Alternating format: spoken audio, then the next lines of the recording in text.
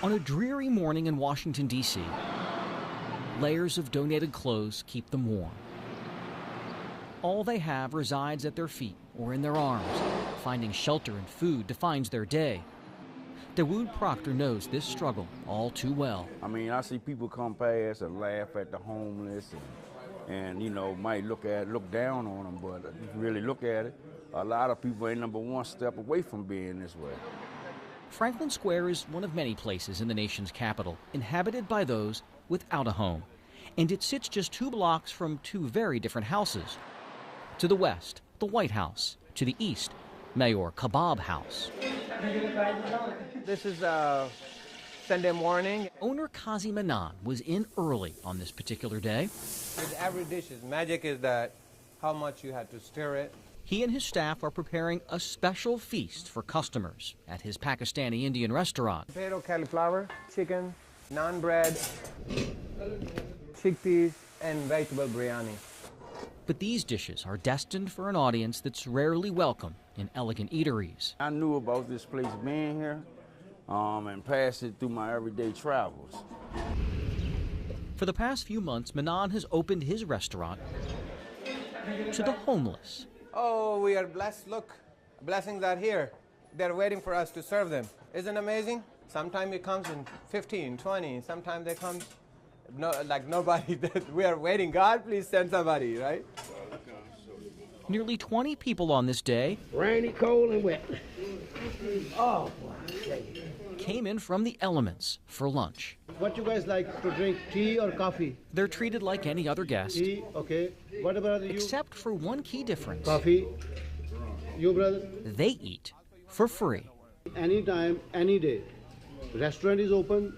You are most welcome. You are most welcome. You are our guest, just like other people. Anything you like with the menu or with the buffet, you're most welcome. Eat free. Yes, it's shocking to me because I didn't think it was brothers out there that really cared for us to, you know, to help support the needs of the homeless. He went without rice. Give him a tandoori chicken. Give him potato, cauliflower, and give him, you want bread? So we appreciate this guy right here bringing us down to eat, because sometimes on Sundays it's slow. But sometimes we got to go around and beg, or sometimes, you know, we get a cup and try to make money, to try to find ourselves way out to eat, trying to survive out here. You guys are the most important guests for me. Manan's boundless optimism and love of food was not cultivated at a high-profile culinary institute. A lot of ginger and garlic paste. His desire to provide stems from a painful uncertainty that defined his childhood. Kazi Manan grew up on a farm in a small village in Pakistan. He had 9 siblings. We didn't have any electricity. We didn't have any running water. And the school was, believe me or not, was under the tree. My elementary school, we didn't have a building. I study under the tree.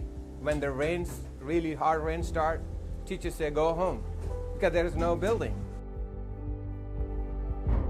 To support his family, he went to work at 12 selling ice. The best school was 4 miles away, so that's how far he walked to get a formal education.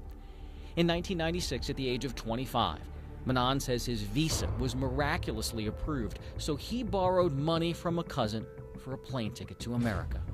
He started as a cashier, earning $3 an hour at this gas station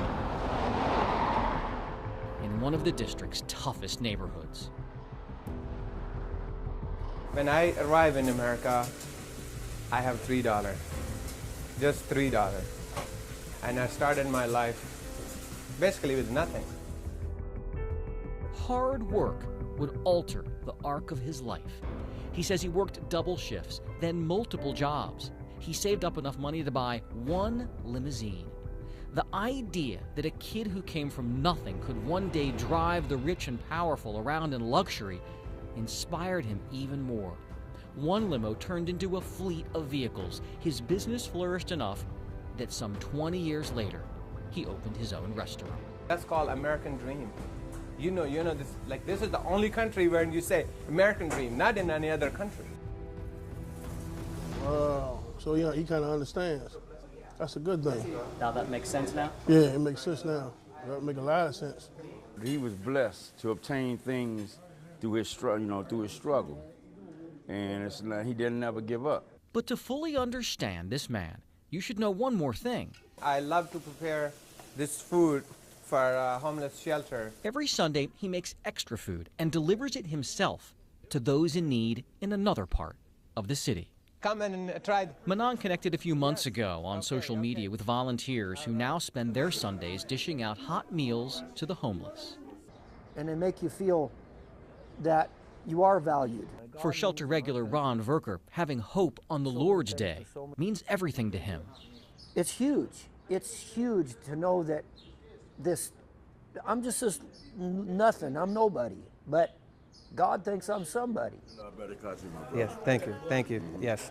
Kazi Manon says a skeptic recently told him that if he gives his food away, he'll surely go out of business in no time. Manon believes the more he gives away, the more God will bless him. I think this is all from God, and because of my mission is from God.